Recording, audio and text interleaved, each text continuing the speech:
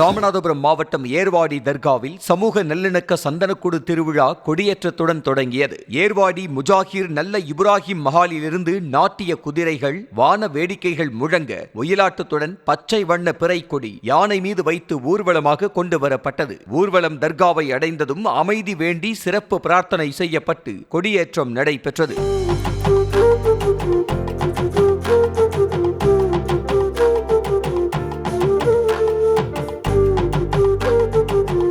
அதில் தமிழ்நாடு மட்டுமின்றி கேரளம், கர்நாடகா, ஆந்திரா உள்ளிட்ட பல்வேறு மாநிலங்களைச் சேர்ந்த ஆயிரக்கணக்கான யாத்ரீகர்கள் கலந்து கொண்டு வழிபாடு செய்தனர்.